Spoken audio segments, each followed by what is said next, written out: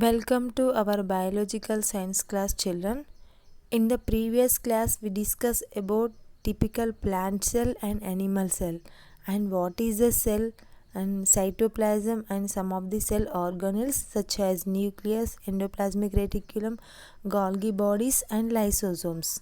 Now we are going to discuss about other cell organelles such as ribosomes, mitochondria, chloroplast and plastids. First, we learn about mitochondria. Mitochondria are called as powerhouses of cell because these are the cell organelles which help in cellular respiration.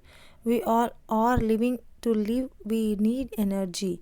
So we get energy from food. The food eat undergoes the process of digestion, and after the respiration, that is the cellular respiration, in which the energy is liberating out of the food. So that process is called cellular respiration. It is very important process because without cellular respiration we cannot live, we cannot get energy to do any work. So that cellular respiration takes place in these organelles, that is the mitochondria found in the cytoplasm of the cell. What is the shape of mitochondria? Mitochondria are very small and spherical or cylindrical organelles. Generally, mitochondrion is a 2 to 8 micron long and about 0.5 micron wide. And so they are exist. Mitochondria exist in different shapes. They are very small. The size of the mitochondria, the length of the mitochondria, it will be around some 2 to 8 microns. If you take width of the mitochondria, it will be around 0.5 microns. So they are very small. If you compare the size of the nucleus and mitochondria, the mitochondria are 150 times smaller than the nucleus. The number of mitochondria are we find in general around 100 to 150 mitochondria per cell. But the number of mitochondria in a cell depends upon the types of cell. So some cells which involve in the production of energy, large amount of energy, for example muscle cells and leg cells and hand muscles. In the leg muscle cells have a more number of mitochondria because more amount of energy is to be produced. So their number varies from different cells, but in the general there are around 100 to 150 mitochondria in a cell. If you look at the structure of the mitochondria is a membrane bounded organelle. The cell organelle having a membrane, it is bound by two membranes. One is outer membrane and another one is inner membrane. We observe that there is some space between the outer and inner membrane. The inner membrane has got so many folds called as cristae. The space between the cristae is found it filled with a substance, the substance known as the matrix. So what is the function of mitochondria? Mitochondria are responsible for the cellular respiration takes place inside this mitochondria to release the energy in the form of ATP. Mitochondria are also known as powerhouses of cell. Now let us discuss about another cell organelle known as ribosomes. Ribosomes, there are small granules like structures in the cytoplasm of the cell. They are called as ribosomes. So they are formed of RNA and proteins. There are of two types of ribosomes are there. One is 70S ribosomes and 80S ribosomes. Free ribosomes are scattered in the cytoplasm. Ribosomes are attached. Ribosomes are on the surface of the rough endoplasmic reticulum. Ribosomes are on the site of the protein synthesis. So now let us discuss about another cell organelle is known as plastids. So plastids are found in a plant cell. So these plastids are different types. So one is a chloroplast and chromoplast and leucoplast. So chloroplast are the plastids that are in green color plastids. So which play an important role in the photosynthesis. The process of photosynthesis takes place in this organelle. So chromoplast.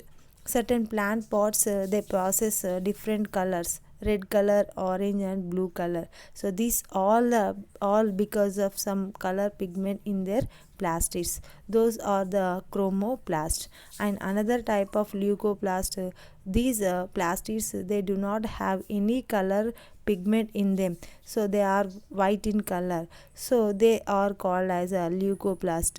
So leuco means white. So now let us discuss about chloroplast. It is a very important plastids. If you observe structure of a chloroplast, it is a membrane bound organelles just like mitochondria and nucleus. So these plastids are also membrane bound organelles and they have two membrane, outer membrane as well as inner membrane. Inside the plastids they have some structures called as thylakoids. They are is arranged in a stacks.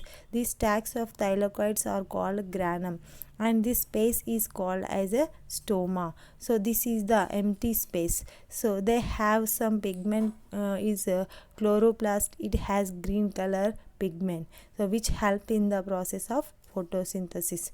These chloroplasts they are found in the different shapes. Generally in the plants they are oval and disc shaped, but whereas if we find in the algae they are like ladder or star or spiral is a coiled and reticulate structure. So the major function of this chloroplast to prepare the food material. The diameter of chloroplast in higher plants can vary between 4 to 10 microns. The primary function of chloroplast is to trap the energy from sunlight and transform it to chemical energy, thus helps to carry out of photosynthesis. So now we are going to talk about vacuoles. So vacuoles are found in the both plant and as well as animal cell. But animal cell the vacuoles are very small, but in plant cell the vacuoles they occupy the major part of the cytoplasm. They are very big in size. The large empty spaces present in the cell are vacuoles. These are fluid filled sac like structures. They export unwanted substances from the cell. Now let us discuss about where do cells come from. Where do cells come from? The two scientists in 1838 to 1839, so that is Matthias Jacob Sweden and Theodor Schwann. These two people they generalized the cell theory. What does it state? He says that all the living organisms are made up of cells and cells is having a nucleus. So they said that cell is the basic unit of life. Many scientists gave these two things, but these two people declared the cell theory. They declared it the credit has come to this Sweden and Schwann.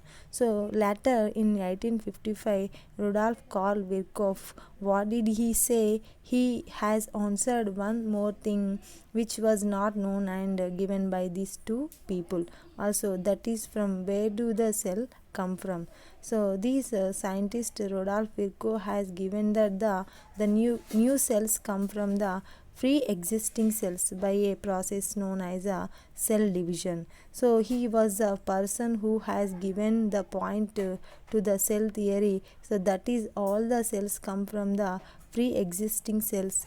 These theory was given by Rudolf Virchow.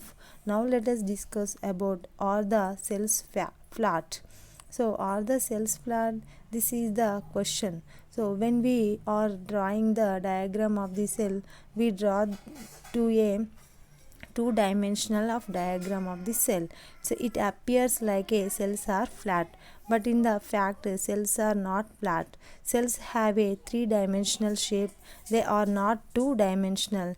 Say for example cells are spherical. So this we can observe, we can use a powerful microscope, we can observe three-dimensional shape of a cell. In the plant or animal cell they are not flat, they are they are the three-dimensional shape. So each cell thus acquires its structure and ability to function because of the organization of its membrane and organelles in a specific way. So this is information about cell and its structure. Okay, thank you.